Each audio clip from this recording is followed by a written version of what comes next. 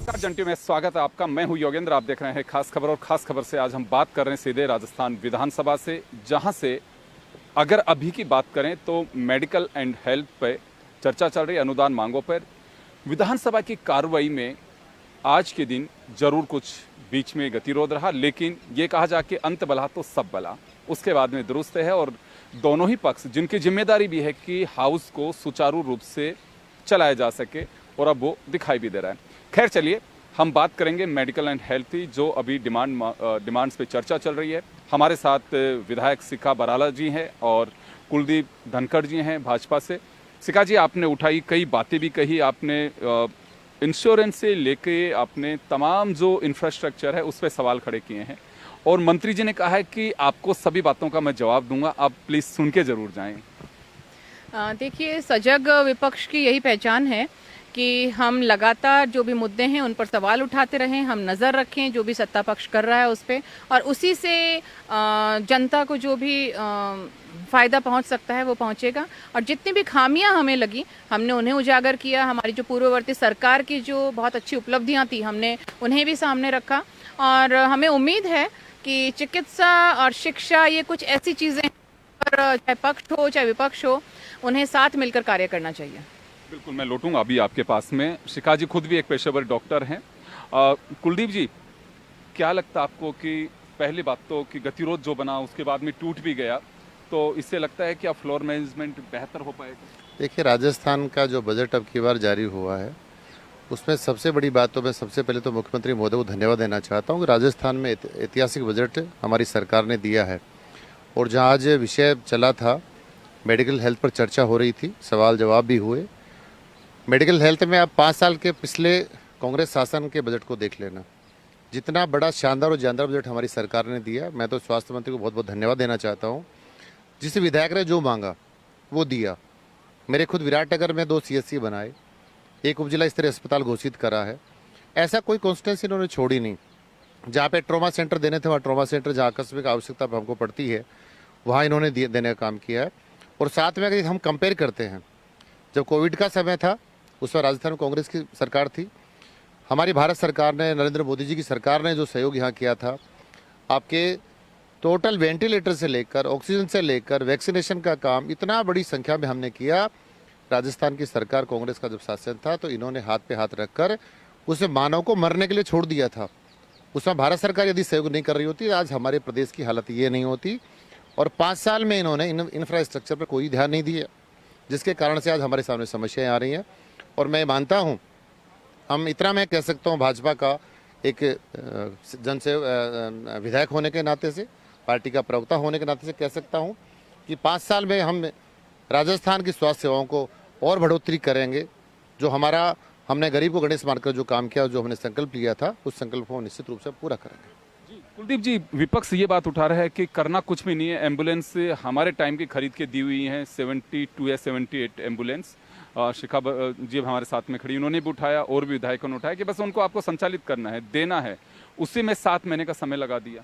देखिए, अब पहले बीच में आपको ध्यान है 2 महीना लगभग चुनाव का, लोकसभा चुनाव का था, आचार संहिता लग गई थी, उसमें सब लोग बाधित हुए।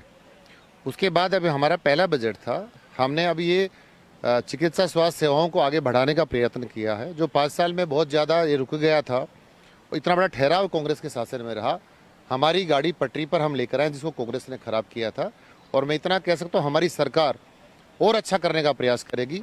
किसी व्यक्ति को कोई परेशानी होगी नहीं, चाहे वो एम्बुलेंस सेवाओं की मैं बात करूँ, चाहे हमारे ट्रॉमा सेंटरों की मैं बात करूँ, चाहे हमारे जो मेडिकल कॉलेज है वहाँ की मैं बात करूँ। हमारे 5 सालों में निश्चित रूप से हम हर उस मानव का कल्याण करने का काम करेंगे।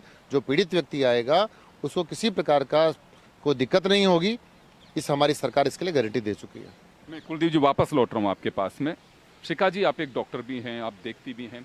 हमारे यहाँ पे अगर रेशो की बात करें, देखिए फुलफिल कोई भी स्टेट ऐसा नहीं है जिसमें कहा जा सके आबादी के लिहाज से हमें पैरामेडिकल स्टाफ और डॉक्टर्स की जो रिक्वायरमेंट है पूरी कर पा रहे हूँ। लेकिन फिर भी हम राजस्थान को किस पायदान पे खड़ा देखते हैं, और वाकई ये होना क्या चाहिए? देखिए, अभी आज जो जैसे यहाँ पर ये मुद्दा टाइम की कमी की वजह से रह गया था। युवाओं का बहुत एक उज्जवल भविष्य है नर्सिंग के क्षेत्र में। पर सरकार ने नर्सिंग में अघोषित एनओसीज पे रोक लगा रखी है, नई एनओसीज पे। तो ये एक बहुत बड़ा मुद्दा है। अगर आपके पास नर्सिंग कर्मचारी नए नहीं तैयार होंगे तो आप किस तरीके से सेवाएं आगे दे पाएंगे। बहुत सारी पद हैं जो खाली चल रहे हैं और जैसा कि मैंने कहा था कि कम से कम 400 लोग तो पोस्टिंग ऑर्डर्स अवेट कर रहे थे, जिनकी इन्होंने रात को कुछ निकाली भी हैं। पर ऐसी स्थितियों में जब आपके पास पद हैं पर आप उन्हें भर नहीं पा रहे हैं, तो ये तो सरकार के सिस्टम का फेलियर है कि हम लोगों तक पहुंचा नहीं पा रहे हैं उन वो जो जनता मूलभूत जो चिकित्सा की सेवाएं डिज़र्व करती है वो हम वहाँ पहुंचा ही नहीं पा रहे हैं। हमारे डिलीवरी सिस्टम को हम स्ट्रेंथन नहीं कर पा रहे हैं। तो सबसे पहले तो जो रिक्त पद हैं उन्हें भरा जाए। जो संविदा पे जो लोग हैं उनका मानवर्धन करते हुए जो लंबे समय से उनका अनुभव का हम फ़ायदा उठा सकते हैं और उन्हें भी नियमित करने का आगे का जो प्रक्रिया है वो पूरी की जाए। कालीचरण जी ने एक बड़ी बात उठाई है और उन्होंने कहा है कि एटलीस्ट 5 इयर्स का जो टाइम है, कोई भी डॉक्टर जब सरकारी भर्ती में आता है तो उसे 5 साल ग्रामीण क्षेत्र में भेजना चाहिए। आप इंसेंटिव दें और उनसे एक 25 लाख का बॉन्ड भरवाएं। वो कोई भी गवर्नमेंट है, इसकी बड़ी आवश्यकता है। दूसरा मेरा एक सवाल और है आपसे, सरकार कोई भी हो, हमारे यहाँ मेडिकल कॉलेज में, आप तो खुद भी स्टूडेंट रही हैं, जब एमसीआई की टीम आती है तो यहाँ से डॉक्टर उधर, उधर से उधर, उधर से इधर, तो क्या लगता है कि अब तो कम से कम ये चीज़ें दुरुस्त होनी चाहिए सरकार से। ये थोड़ा सा मैं पार्टी लाइन से अलग हट के जानना चाह रहा हूँ आप। अगर आपने पार्टी की बात करी तो बियॉन्ड पॉलिटिक्स जाके सरकारों को इसके लिए एक स्ट्रिक्ट रुख रखना पड़ेगा कि इस तरह के से जो मतलब कॉलेजेस में इंस्पेक्शन हो, मेडिकल कॉलेजेस में, क्योंकि ये एक बहुत ही सेंसिटिव मुद्दा है। ये लोगों की ज़िंदगियों से खिलवाड़ हो सकता है, इसलिए इसको स्ट्रिक्टली देखा जाए। और कालीचरण जी सराफ ने आज कुछ और चीज़ें कही जिनसे मैं काफ़ी हद तक एग्री करती हूँ कि एक ट्रांसफ़र पॉलिसीज़ जो हैं उन्हें ज़रूर लागू करना चाहिए शिक्षा और चिकित्सा में, क्योंकि यही है जहाँ पे सबसे ज़्यादा राजकीय कर्मचारी हैं। और जिन लोगों के पास अप्रोच है या और कोई तरीका है वो अपनी मनचाही पोस्टिंग्स उन्हें मिल जाती हैं। अदरवाइज़ बहुत सारे लोग हैं जो सालों साल अपने घर से दूर निकाल देते हैं। जहाँ तक बात है डॉक्टर्स को 5 साल तक ग्रामीण क्षेत्र में सेवा देने की, बिल्कुल मैं उससे एग्री करती हूँ, पर उन्हें कुछ एक्स्ट्रा इंसेंटिव ज़रूर दिए जाएँ, क्योंकि सुदूर इलाकों में अपनी सेवाएँ देना उतना इजी नहीं है जितना हमें यहाँ बैठकर राजधानी में लगता है। तो उन्हें सेवाएं दी जाएं, कुछ एक्स्ट्रा इंसेंटिव्स दिए जाएं, उनके बच्चों की स्कूल का प्रॉपर प्रबंधन किया जाए, क्योंकि व्यक्ति खुद काम कर सकता है पर उसे कहीं ना कहीं पीछे परिवार की चिंता होती है कि बच्चों की पढ़ाई लिखाई कैसे होगी गाँव में। तो ये सारी चीज़ें हैं जिन्हें एड्रेस किया जाए तो हम चिकित्सा सेवाओं को काफ़ी बेहतर कर सकते हैं।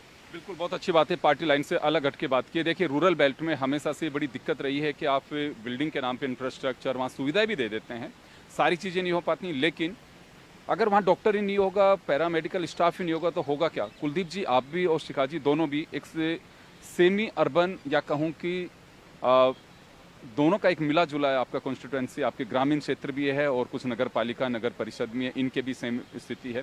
कालीचरण जी ने एक बात उठाई और मैं बात कई सालों से सुनता आ रहा हूँ कि एक मेडिकल ट्रांसफ़र पॉलिसी ज़रूर बननी चाहिए।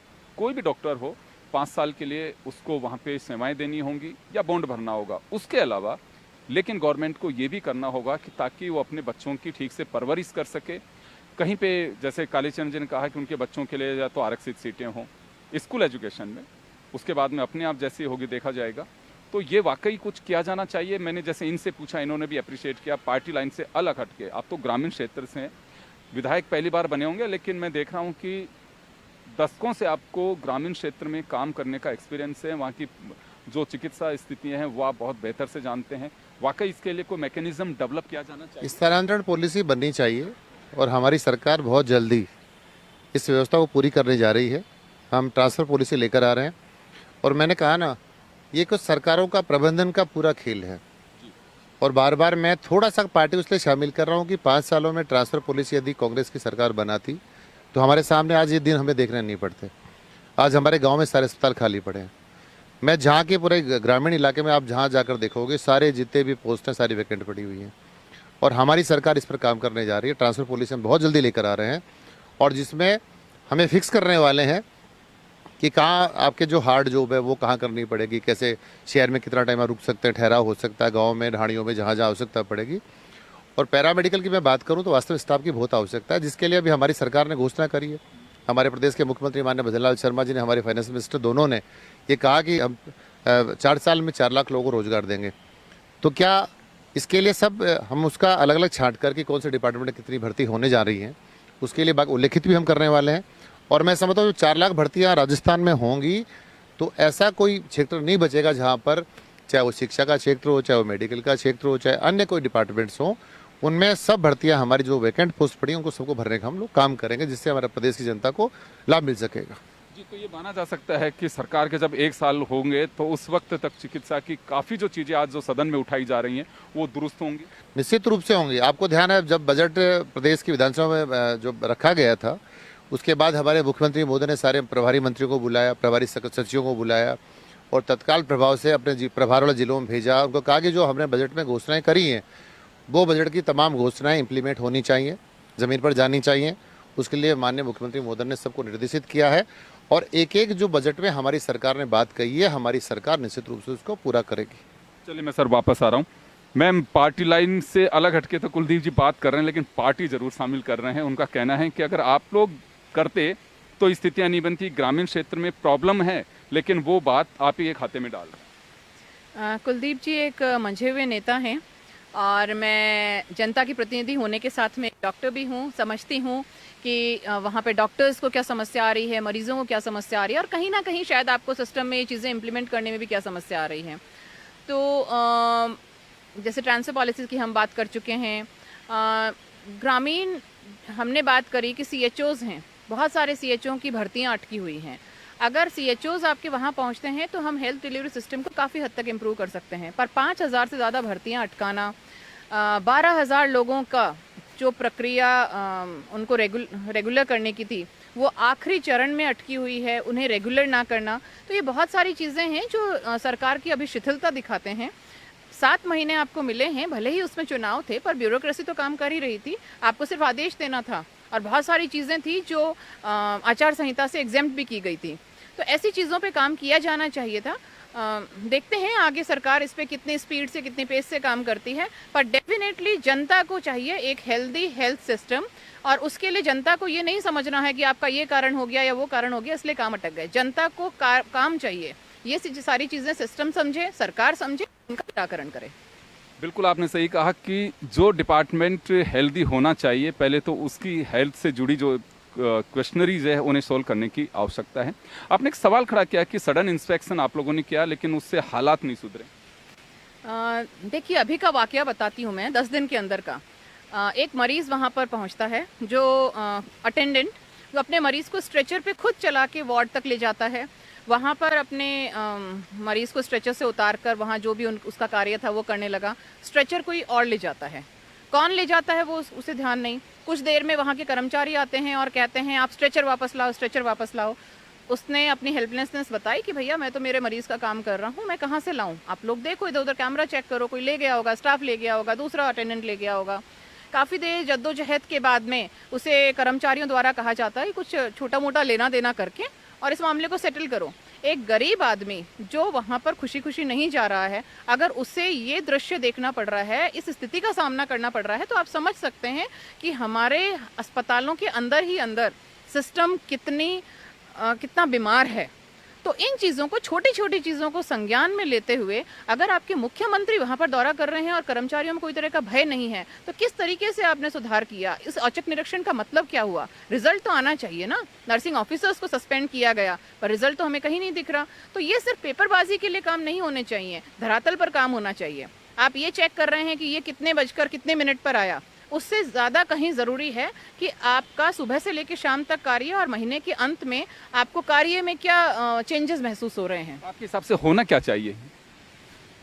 देखिए जो मॉनिटरिंग सिस्टम है स्ट्रेंथन करना चाहिए। डॉक्टर का काम कर सकता है, नर्सिंग कर्मचारी का काम कर सकता है। आप नर्सिंग कर्मचारी से ये पूछें ये AC खराब क्यों है, ये दूसरे वो एडमिनिस्ट्रेशन के लिए आपके पास लोग हैं, आप उनसे बात कीजिए। अगर हर चीज़ के लिए आप डॉक्टर या नर्सिंग कर्मचारी पर डाल तो ये चीज़ें, इन चीज़ों से पेपरबाजी करने से सिस्टम हेल्दी नहीं होगा।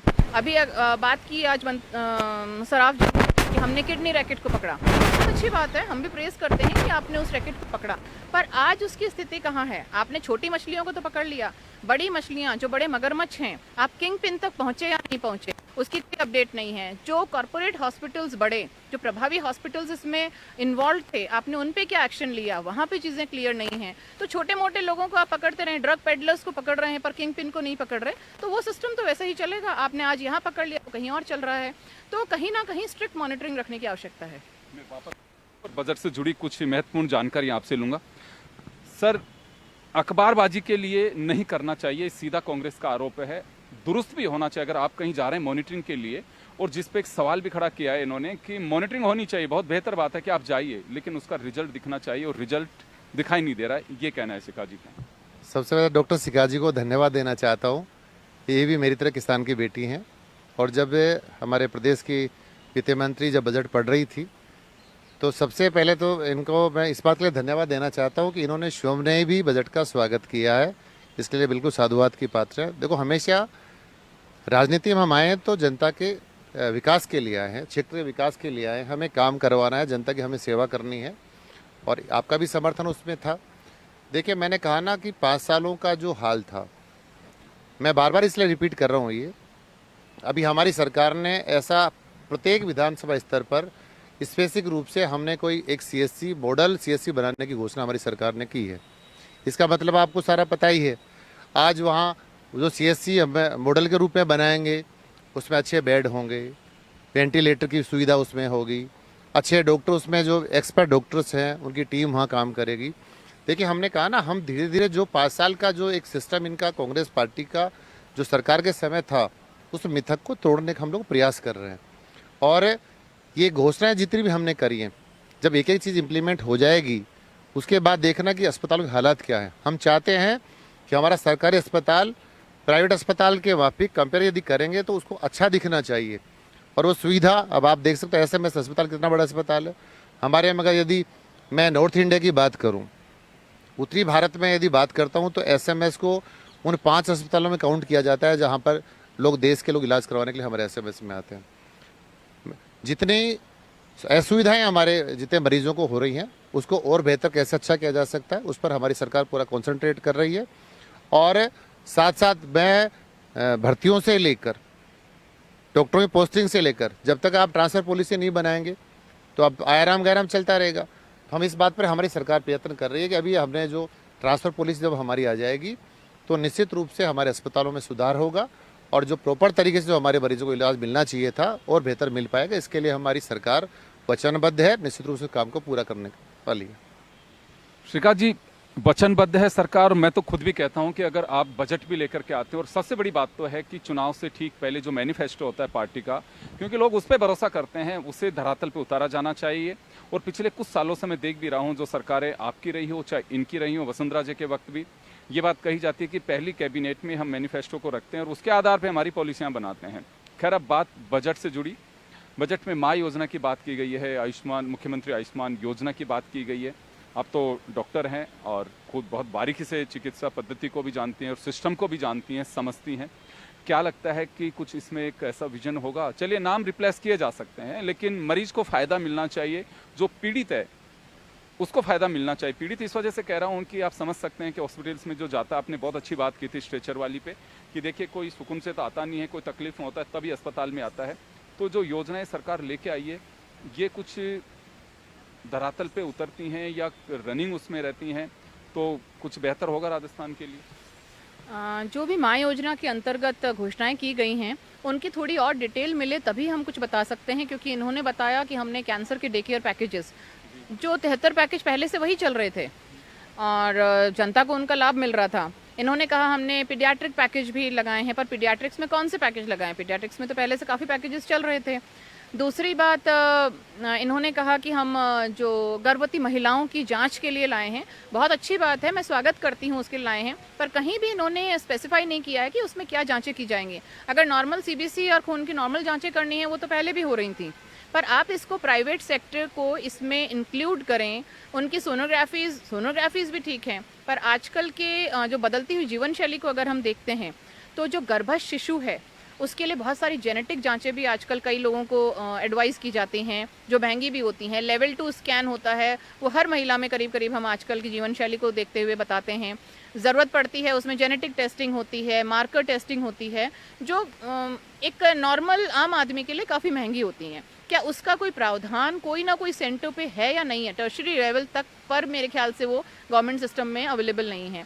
तो ऐसी बहुत सारी चीज़ें हैं जो अगर आप स्पेसिफाई करेंगे तो हम बता सकते हैं कि हाँ, जनता को सच में इसमें फ़ायदा मिल रहा है या नहीं मिल रहा है। मैंने बार बार ये बात रखी है कि प्रसव पैकेजेस को प्राइवेट सेक्टर से जोड़ा जाए, वरना कहीं ना कहीं गरीब की जेब में छेद हो रहा है।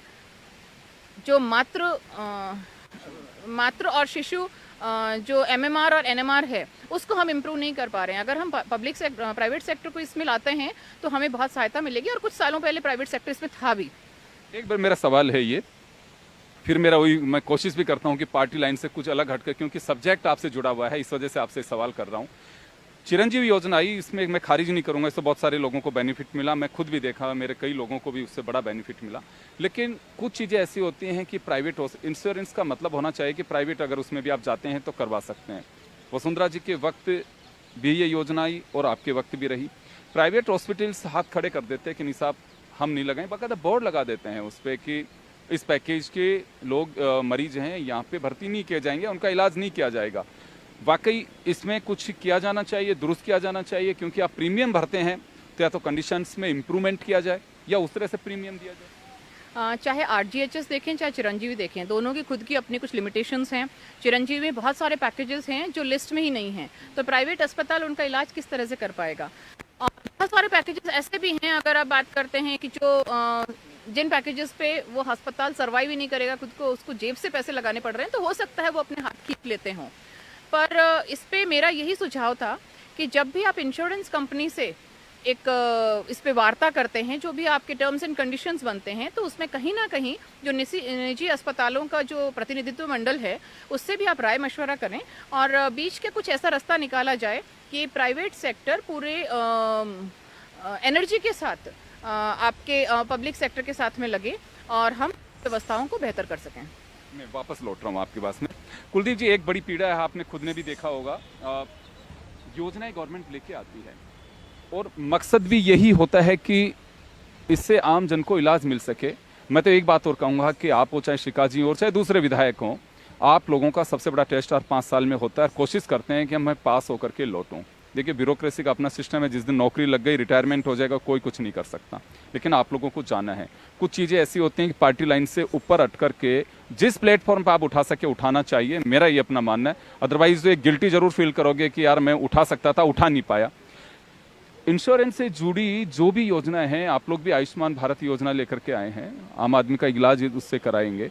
कंपनियां कुछ इस तरह के नॉर्म्स बना के देती हैं कि प्राइवेट हॉस्पिटल में इलाज नहीं हो पाता है, और सरकार प्राइवेट हॉस्पिटल जो चला रहा है उसके कहना है कि भाई मैं जेब से पैसे लगाऊंगा नहीं, तो पैसा मिलना चाहिए। अगर इसमें कहीं पे भी कोई लेकुना, तो वास्तव में इसे दुरुस्त किया जाना चाहिए। देखिए, मैं कुछ विषय उसको आप पॉलिटिकल रूप से ना जोड़ें।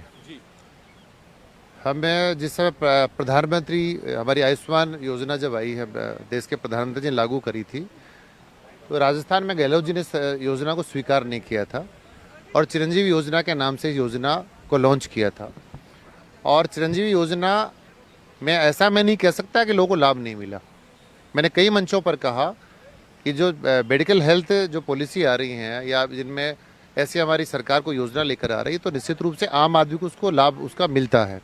आज जब गरीब व्यक्ति जो गांव ढाणी से निकलता है, जब इलाज के लिए जाता है, तो आज उसके लिए 50,000 रुपये खर्च करना बहुत महंगा इलाज होता है, वो नहीं कर सकता। लेकिन मैं एक बात आपके चैनल के माध्यम से कहना चाहता हूँ, आयुष्मान भारत में आप पूरे देश के जितने भी प्रदेश हैं उनके आंकड़ों को उठाकर देख लेना, सब कहीं आयुष्मान भारत में योजनाओं का लाभ, पूरा इस योजना का लाभ मिला। बार बार भारत सरकार कहती है कि इस योजना को आप इससे जोड़िए, आपको ज़्यादा इसमें कोई एडिशनल जोड़ना है तो आप इसमें जोड़ देना। ये लोग जोड़ नहीं पाए। और इनकी योजना, मैं ये नहीं कह रहा हूँ गलत योजना थी, योजना ठीक थी, लेकिन अभी हमारे माननीय मुख्यमंत्री जी ने इस योजना को और अतिरिक्त कई जगह जोड़ने का काम किया, जैसे बच्चों के इलाज के लिए, कैंसर इलाज में इसमें कुछ हमने एडिशनल जोड़ने का काम हमने करा है। डिटेल तो अभी शिखा जी करे तो डिटेल नहीं करा। डिटेल निश्चित रूप से केवल विधायकों को नहीं, केवल सांसदों के लिए नहीं, आम जनता तक ये संदेश पहुंच जाएगा किन किन योजनाओं को हमने इसमें एडिशनल जोड़ने का काम किया है और उसका आम व्यक्ति को लाभ कैसे मिल सकता है। कुलदीप जी, एक बात मैं जरूर कहना चाहूँगा, क्योंकि मेरा भी करीब 25-27 साल का असेंबली कवर करने का एक्सपीरियंस है। कायदा ये होना चाहिए कि बजट में स्पेसिफिक जिस दिन जिस डिमांड पे चर्चा हो उस दिन डिटेल्स मिलनी चाहिए हाउस में सदस्यों को। देखिए, जब डिस्कशन होता है बहुत सारे विषय ऐसे होते हैं कि जिनका डिटेल हमें मिल नहीं पाता। जब बजट में चर्चा हुई थी तो बजट की कॉपी सभी विधायकों को दी गई थी और उसमें एक एक चीज़ को डिटेल नहीं किया जा सकता। ये उसमें बताया गया था कि स्पेसिफिक रूप से हमने इसमें ये किया है और हमने एडिशनल रूप से ये जोड़ा है इसमें।